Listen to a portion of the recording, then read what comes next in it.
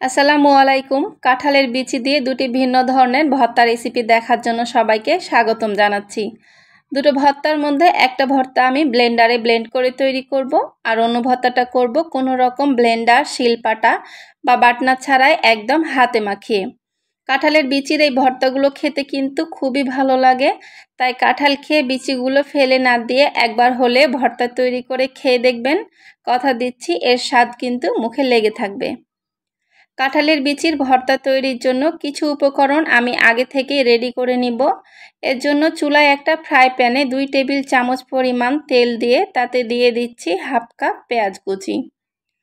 পেঁয়াজ কুচিটা আমি কিছুক্ষণ ভেজে নেবার পর কালারটা চেঞ্জ হয়ে যখন এটা নরম হয়ে আসবে, সে পর্যায়ে এখান থেকে অর্ধেকটা পেঁয়াজ কুচি উঠিয়ে অন্য একটা পাত্রে নিয়ে নিব।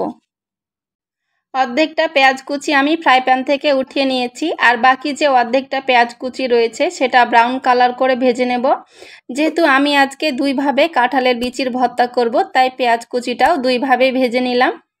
বাকি পেঁয়াজটাও কিন্তু ভেজে নেওয়া হয়ে গিয়েছে, আর এগুলোকে আমি ফ্রাই প্যান থেকে উঠিয়ে একই পাত্রে দিয়ে দেব 6 থেকে 7টা রসুনের কোয়া। এগুলো আমি লো হিটে ভেজে নেব একদম নরম হয়ে আসা পর্যন্ত। তো আমার রসুনের কোয়াগুলো ভেজে নেওয়া হয়ে গিয়েছে, আর এগুলোকে আমি এখন ফ্রাই প্যান থেকে উঠিয়ে নিয়ে একই ফ্রাই প্যানে দিয়ে দিচ্ছি 6টা মতো শুকনো মরিচ। শুকনো মরিচগুলো আমি একটু মুচমুচে করে ভেজে নেব, তবে খুব বেশি হিটে ভাজা যাবে না, তাহলে কিন্তু মরিচগুলো পুড়ে যাবে।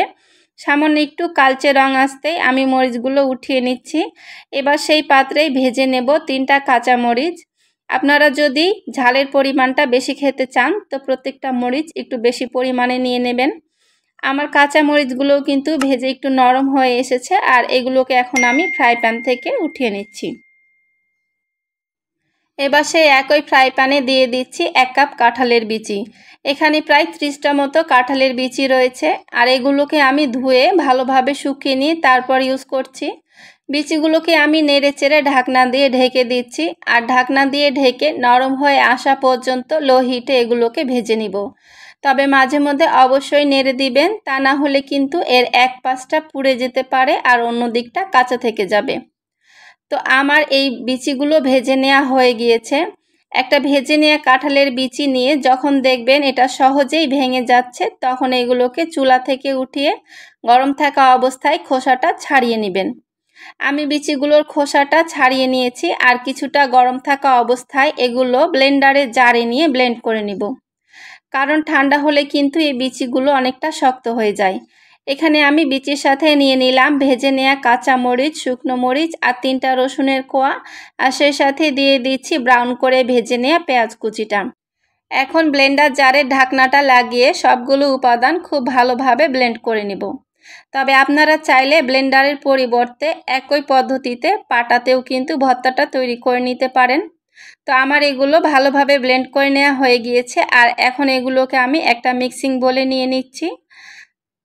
মিক্সিং বোলে নিয়ে নেবার পর এখানে আমি দিয়ে দিচ্ছি 2 টেবিল চামচ পরিমাণ সরিষার তেল আর 2 টেবিল চামচ পরিমাণ ধনিয়া পাতা কুচি।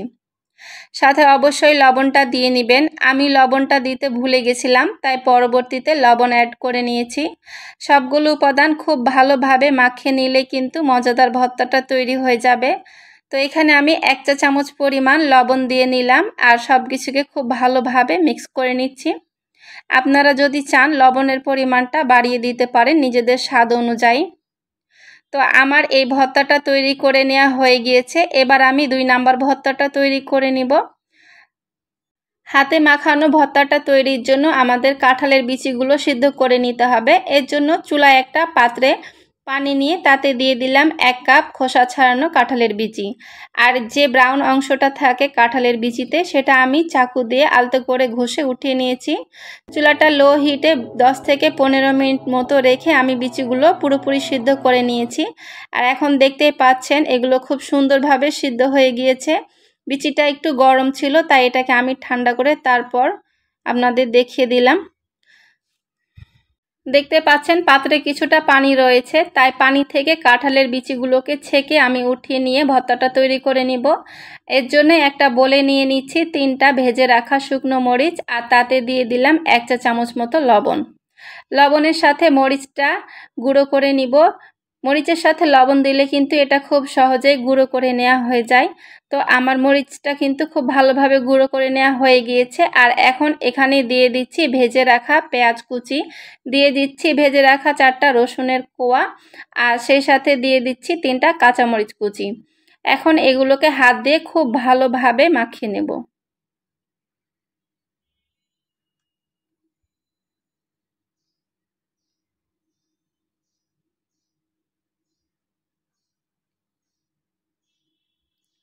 তো আমার সবগুলো উপাদান খুব ভালোভাবে মাখিয়ে নেওয়া হয়ে গিয়েছে। আর এখানে নিয়ে নিচ্ছি সিদ্ধ করে রাখা কাঁঠালের বিচিগুলো কিন্তু গরম থাকা অবস্থায় ভর্তাটা বানাতে হবে, তা না হলে কিন্তু ঠান্ডা হয়ে গেলে বিচিগুলো শক্ত হয়ে যাবে আর সহজে ম্যাশ করা যাবে না। তো আমার এই বিচিগুলো কিন্তু কিছুটা গরম হয়েছিল, তাই দেখতেই পাচ্ছেন কাঁঠালের বিচিগুলো কত ইজিলি ম্যাশ হয়ে যাচ্ছে। তবে আপনারা চাইলে হাতের বদলে ম্যাশার দিয়েও কিন্তু এটা ম্যাশ করে নিতে পারেন। তো আমার সবগুলো কাঁঠালের বিচি খুব ভালোভাবে ম্যাশ করে নেওয়া হয়ে গিয়েছে। আর এখন এগুলোকে আমি মাখিয়ে রাখা পেঁয়াজ মরিচ কুচির সাথে মিক্স করে নিচ্ছি। তো আমার এগুলো মিক্স করে নেওয়া হয়ে গিয়েছে। আর এই পর্যায়ে আমি দিয়ে দিচ্ছি 2 টেবিল চামচ পরিমাণ সরিষার তেল, আর সেই সাথে দিয়ে দিলাম 2 টেবিল চামচ পরিমাণ ধনিয়া পাতা কুচি। আবারও সব কিছুকে খুব ভালোভাবে মাখিয়ে নিলেই কিন্তু তৈরি হয়ে গেল হাতে মাখা কাঁঠালের বিচির ভর্তা। গরম ভাতের সাথে এই ভর্তাগুলো খেতে কিন্তু খুবই ভালো লাগে। যারা একবারও এই ভর্তাটা খেয়ে দেখেননি তারা আমার রেসিপিটি ফলো করে একবার হলেও ট্রাই করবেন, আর খেতে কেমন হয়েছে কমেন্টে জানাবেন। আর আজকের রেসিপিটি ভালো লেগে থাকলে অবশ্যই ভিডিওটিতে লাইক কমেন্ট করবেন, আর সেই সাথে আমার চ্যানেলটিকে সাবস্ক্রাইব করে দিবেন। আর যারা ফেসবুক পেজ থেকে ভিডিওটি দেখছেন তারা অবশ্যই আমার পেজটিকে ফলো করে দিবেন।